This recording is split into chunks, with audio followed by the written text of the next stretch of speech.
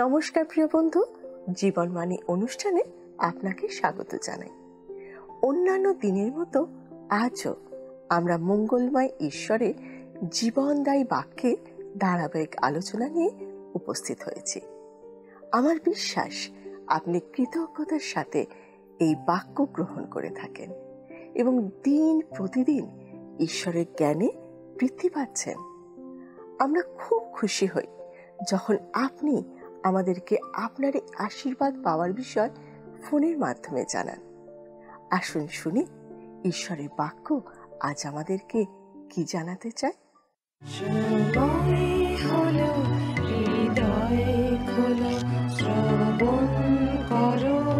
জীবন বাণী নম্র চিতে শ্রবণ করো, নম্র চিতে শ্রবণ করো খ্রিস্ট যিশুর জীবন খানি।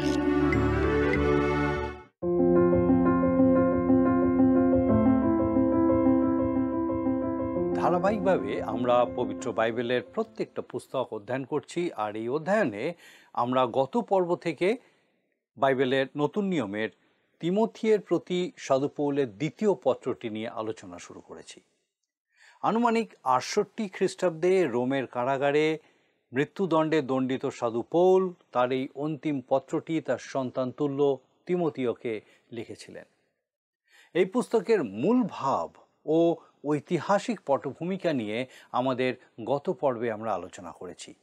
আমরা জেনেছি যে এই পত্রের পটভূমিকায় একটা বিষণ্ণতার সুর থাকলেও যেটা প্রকট হয়ে উঠেছে সেটা হলো সাধু পৌলের বিজয় ঘোষণা। তিনি যে তার নিরূপিত পথের শেষ পর্যন্ত দৌড়াতে পেরেছেন সেটাই তিনি সগৌরবে তিমথিয়কে জানিয়েছেন। আমরা গত পর্বে লক্ষ্য করেছি যে তিনি এই পত্রের সূচনা করেছেন নিজেকে ঈশ্বরের ইচ্ছায় খ্রিস্ট যিশুর প্রেরিত বলে। সাধু পৌল এবং তিমথিয়ের পারস্পরিক প্রেমের প্রকাশ আমরা এই পত্রের প্রথমেই দেখতে পাই, এবং তিনি যে তিমথিয়কে দেখার জন্য অত্যন্ত আকাঙ্ক্ষিত সেটাও আমরা দেখতে পাই। আমাদের আজকের আলোচনায় আমরা প্রথম অধ্যায়ের ৬ পদ থেকে শুরু করব। আসুন আমরা এই ৬ পদটা পাঠ করি। আমার অনুরোধ, যদি আপনার কাছে বাইবেল থাকে আমার সঙ্গে বাইবেল খুলুন। দ্বিতীয় তিমথিয় প্রথম অধ্যায় তার ৬ পদ। এই কারণ তোমাকে স্মরণ করাইয়া দিতেছি যে আমার হস্তার্পণ দ্বারা ঈশ্বরের যে অনুগ্রহ দান তোমাতে আছে তাহা উদ্দীপিত করো। সাধু পৌল তিমথিয়র উপর হস্তার্পণ করেছিলেন, আর তার অর্থ ছিল যে তিমথিয়কে তিনি তার অংশীদার করেছিলেন। তিমথিয় ঈশ্বরের বাক্য শিক্ষা দেওয়ার দানটিতে সাধু পৌলের সঙ্গে অংশগ্রহণ করেছিলেন। আমার ধারণা সাধু পৌল চেয়েছিলেন যে তারপরে তিমথিয় এই দায়িত্ব গ্রহণ করবে। এই যুবক সাধু পৌলের খুব কাছের মানুষ ছিলেন, এবং যখন সাধু পৌল রোমের কারাগারে ছিলেন তখন তিনি তিমথিয় সম্পর্কে বলেছিলেন, আমার কাছে এমন সপ্রমাণ কেহই নাই। ফিলিপিও তার ২ অধ্যায় ২০ পদ। তিমথিয় ছিলেন সেই ব্যক্তি যিনি সাধু পৌলের শিক্ষা ও প্রচার চালিয়ে যেতে পারতেন। এই জন্যই তিনি তাকে নিজের সহযোগী করে নেন, তার একসঙ্গে প্রচার কার্যে নিয়োজিত ছিলেন। এখন লক্ষ্য করুন, সাধু পৌল তিমথিয়কে সতর্ক করে বলছেন, ঈশ্বরের যে অনুগ্রহ দান তোমাতে আছে তাহা উদ্দীপিত করো। তিমথিয় একটি বিশেষ অনুগ্রহ দান পেয়েছিলেন, এবং সাধু পৌল তাকে সেটি উদ্দীপিত করার জন্য তাগিদ দিয়েছিলেন। এর থেকে আমরা কি বুঝতে পারি? আমার মনে হয় সম্ভবত সাধু পৌল ইফিসে তিমথিয়র পরিস্থিতি নিয়ে চিন্তিত ছিলেন। ইফিস ছিল দেবী দিয়ানার মন্দিরের জায়গা এবং পুরো রোম সাম্রাজ্যের অন্যতম প্রধান পাপের কেন্দ্রস্থল। সাধু পৌল নিজে সেখানে ৩ বছর কাটিয়েছিলেন এবং জানতেন যে শহরটি অনেক প্রলোভন ও আকর্ষণে ভরা ছিল। হয়তো তিনি ভয় পেয়েছিলেন যে তিমথিয় হয়তো পিছিয়ে পড়তে পারেন এবং ঈশ্বরের সম্পূর্ণ উপদেশ প্রচারে দ্বিধাগ্রস্ত হতে পারেন। আমরা দেখতে পাই সাধু পৌল এই যুবক, যাকে তিনি আমার প্রিয় বৎস বলে অভিহিত করেছিলেন, তার জন্য গভীরভাবে উদ্বিগ্ন ছিলেন।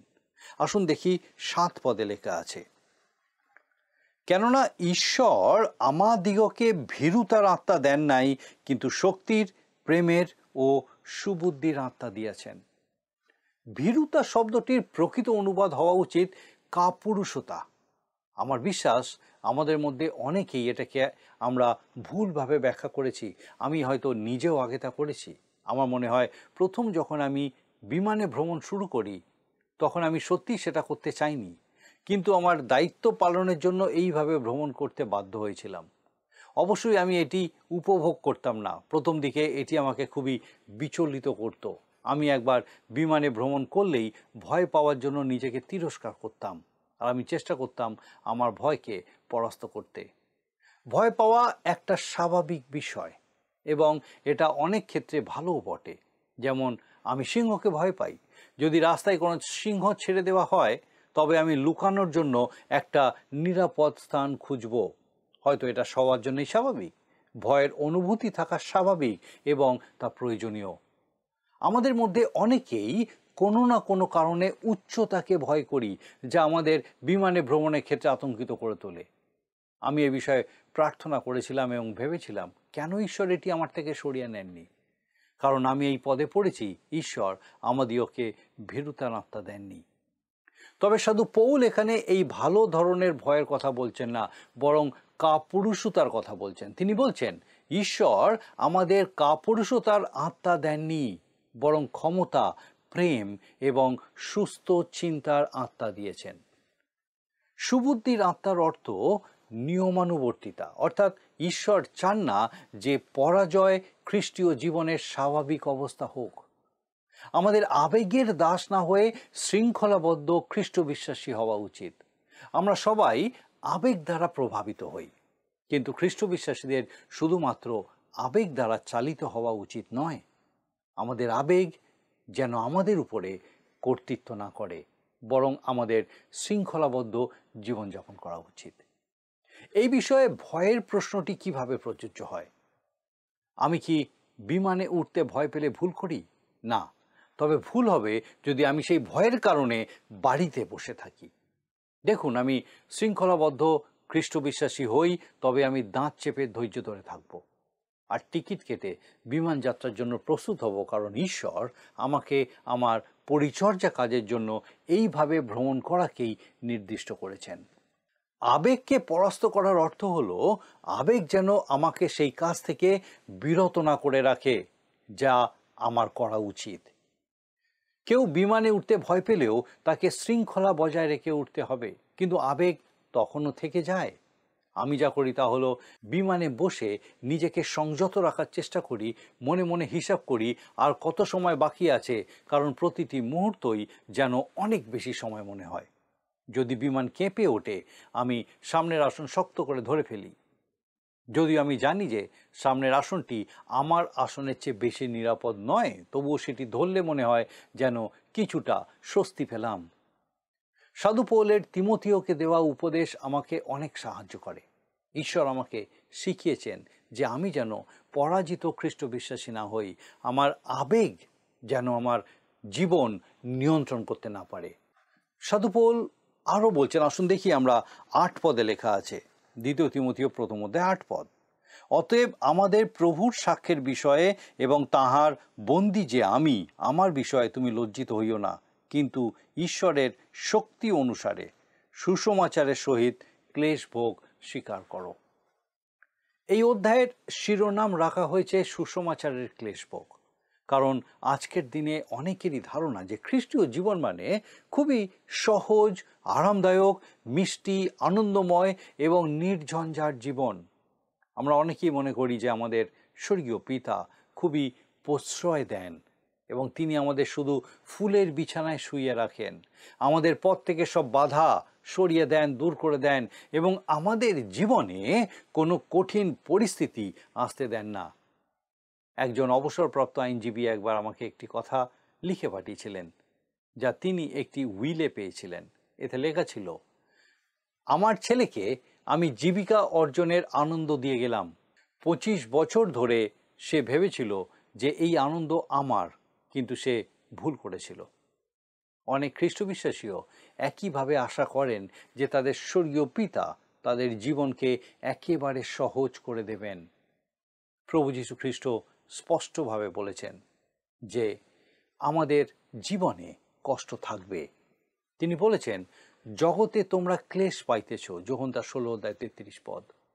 এটা ঠিক যে খ্রিস্ট বিশ্বাসীরা মহাক্লেশের মধ্যে দিয়ে যাবে না, কিন্তু আপনি ও আমি অবশ্যই আমাদের নিজেদের ছোটোখাটো ক্লেশের সম্মুখীন হচ্ছি বা হতে থাকব।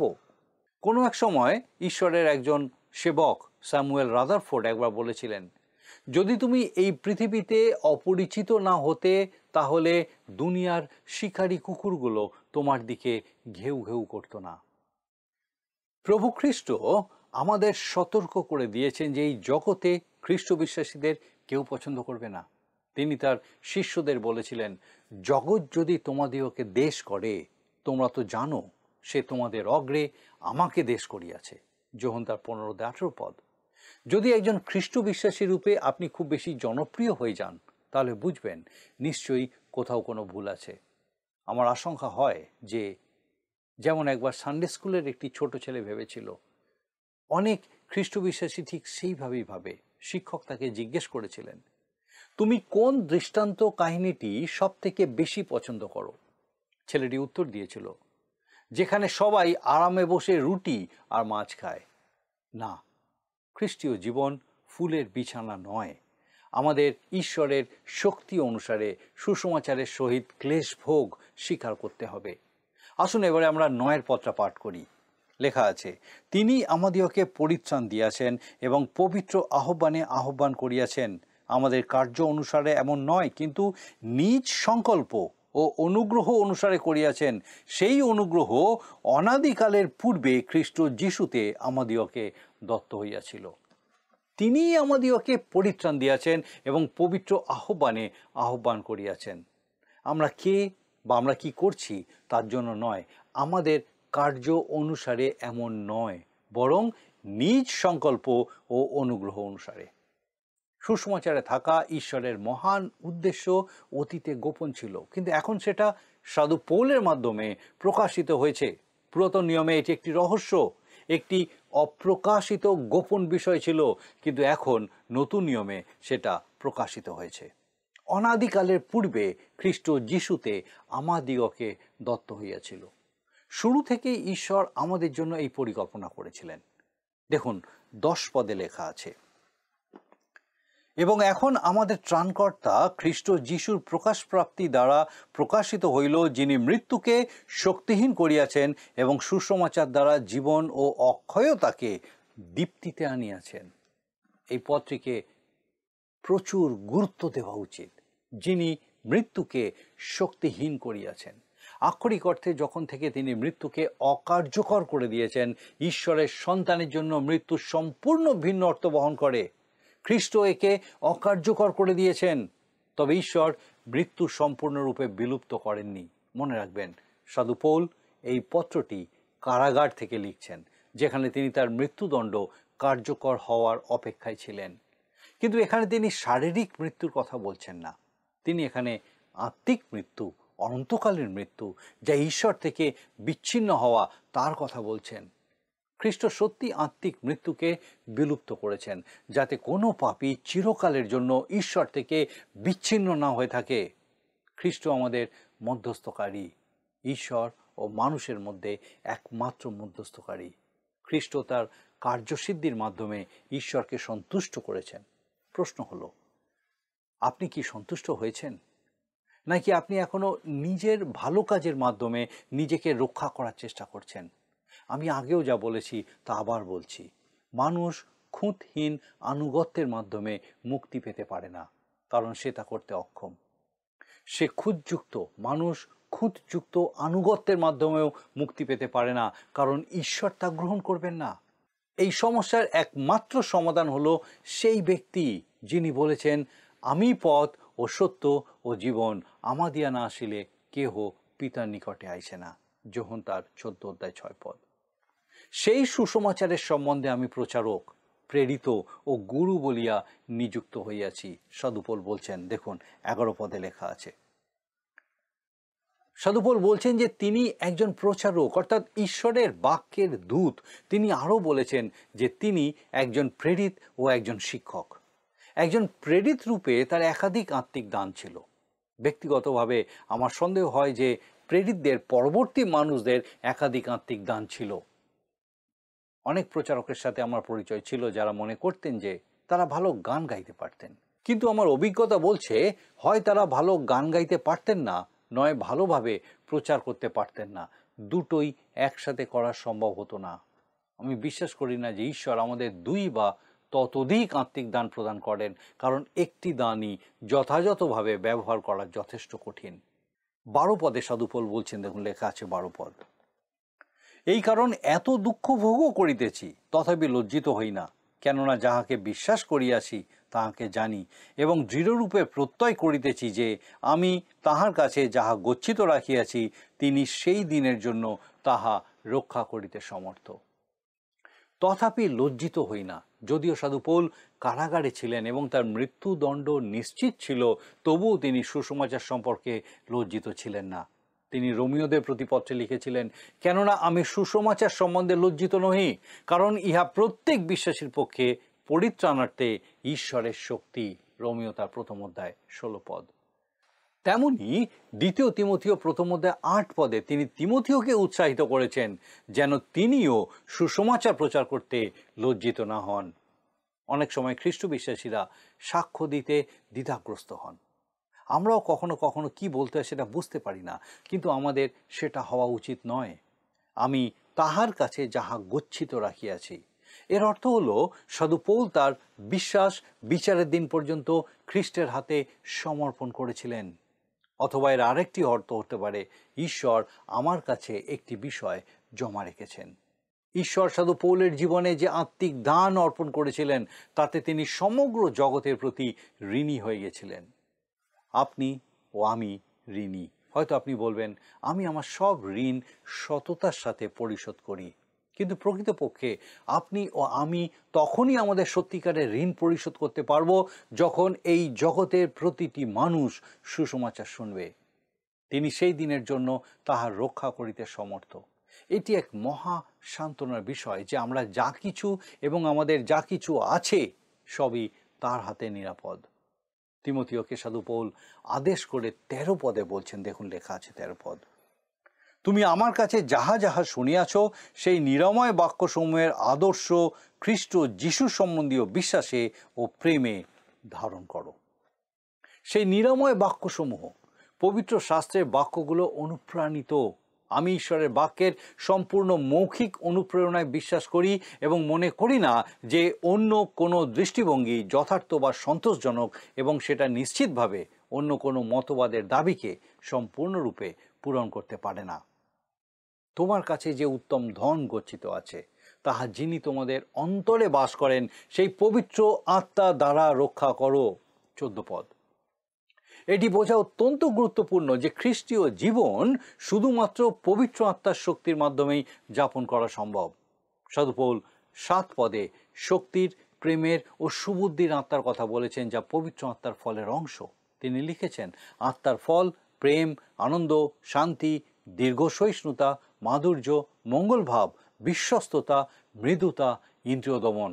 গালাতীয় পুস্তকের 5 অধ্যায় 22 ও 23 পদ।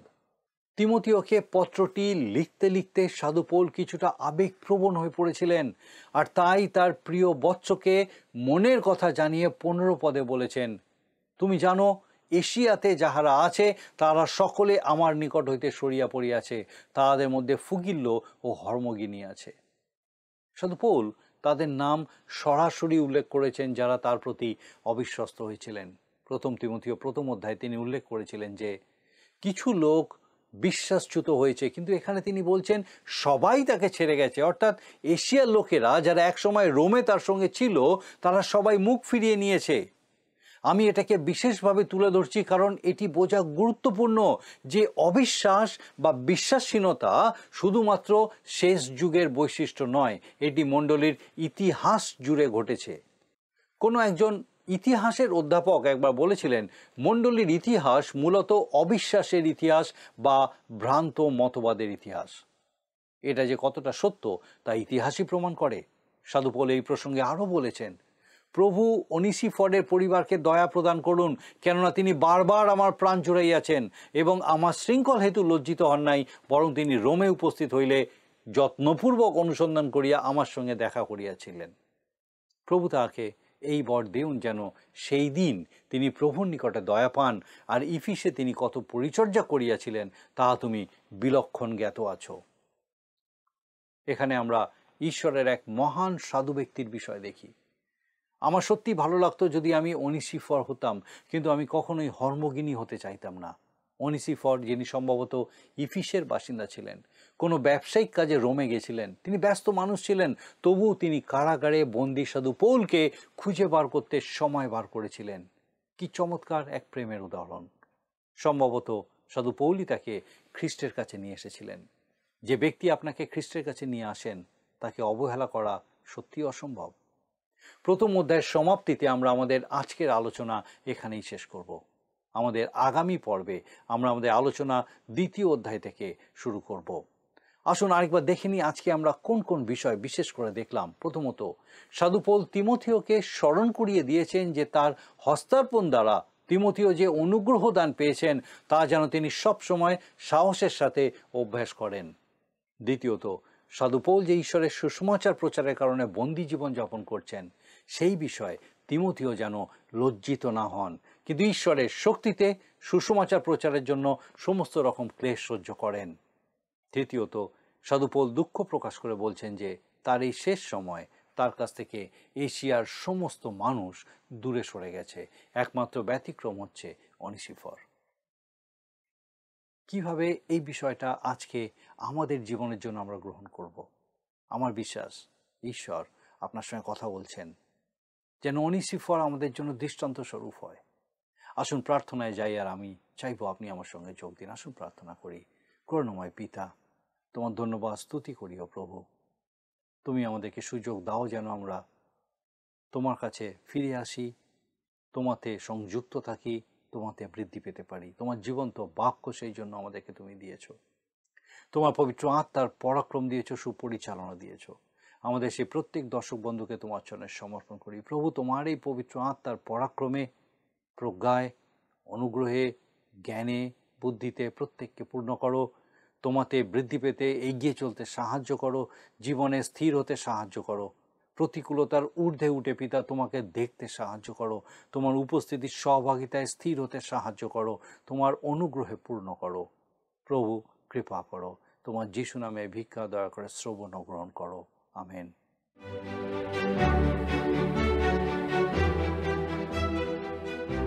প্রিয় বন্ধু, আপনাদের কাছে আমার বিশেষ অনুরোধ, এই অনুষ্ঠান কেমন লাগছে তা আমাদেরকে জানাবেন। আর যদি আপনাদের কোনো প্রশ্ন থাকে তাও আমাদের জানাবেন। আমরা চেষ্টা করব আপনার প্রশ্নের উত্তর দিতে। আমি বিশ্বাস করি এই অনুষ্ঠানের মাধ্যমে ঈশ্বর প্রতিদিন আপনার জীবনে নতুন নতুন আশীর্বাদ যোগ করছেন। আপনি যদি আমাদের এই অনুষ্ঠান বা পুরাতন সম্প্রচারগুলি আবারও দেখতে চান, তাহলে আমাদের অফিসিয়াল ইউটিউব চ্যানেলটি সাবস্ক্রাইব করুন। ভালো লাগলে ভিডিওটি লাইক করুন এবং আপনার বন্ধু বান্ধবদের সাথে শেয়ার করুন। আর অবশ্যই আপনার মতামত কমেন্ট সেকশনে জানান। আজকের আলোচনার মধ্যে আমরা যা শিখেছি সেখান থেকে একটা ছোট্ট প্রশ্ন করা হবে। আপনি মন দিয়ে শুনে তার উত্তরটা লিখে পাঠাবেন। প্রিয় বন্ধু, আসুন আমরা আজকের প্রশ্ন উত্তরে আসি। গত সপ্তাহের প্রশ্নের উত্তর অপশন সি, প্রিয় বৎস। আজকের প্রশ্ন, ঈশ্বর আমাদের কিসের আত্মা দেননি? এ শক্তি, বি প্রেম, সি সুবুদ্ধি, ডি ভীরুতা।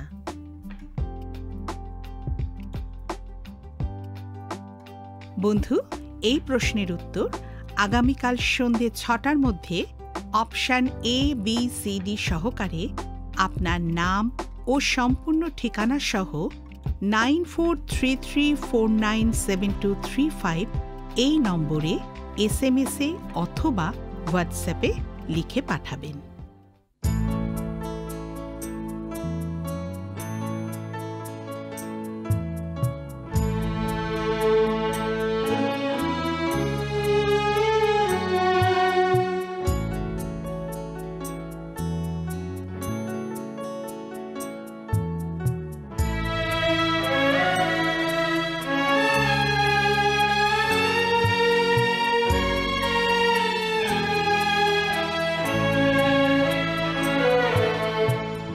পথে গিয়েছ চলে সেই পথে আমি যাইনি, শুনি তো শীত ধুলির করুণা, শুনি তো শীত ধুলির করুণা, তাই আমি খুঁজে পাইনি যে পথে গিয়েছ চলে সেই পথে আমি যাইনি।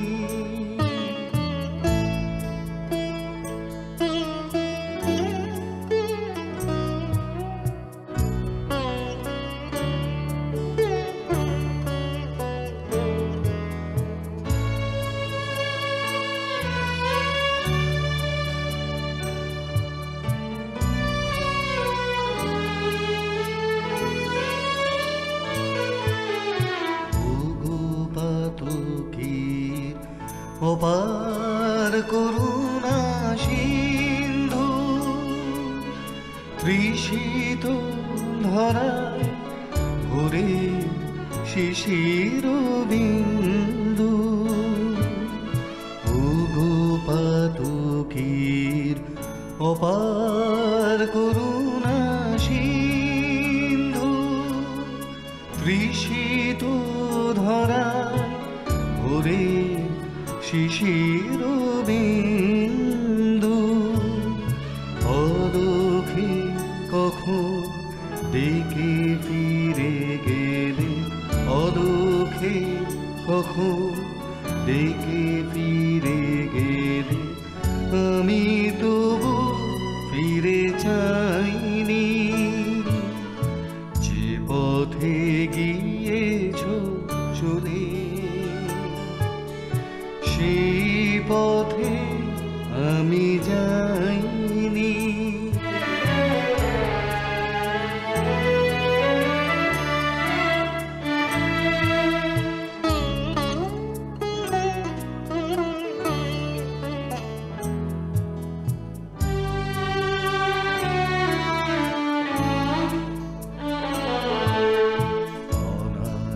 অনাদিকালের বিরহ বেদনে তোমারি আকুল নয়নে, আমারি চেতনা বিম্বিত জানি মধুর স্বপ্ন শয়নে, তোমার পথের সাথী করো ওগো পন্থ, আঘাতে আঘাতে করো গো দীন ক্লান্ত,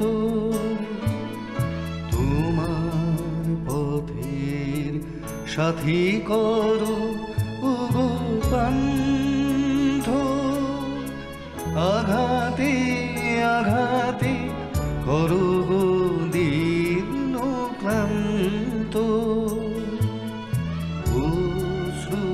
বাসরে তুমি শুধু থেকো, অশ্রু বাসরে তুমি শুধু থেকো। আর যদি আপনার এই অনুষ্ঠান ভালো লেগে থাকে তাহলে এই নম্বরে একটি মিসড কল করুন, তাহলে আপনি পরের বারে বিজয়ী হতে পারেন।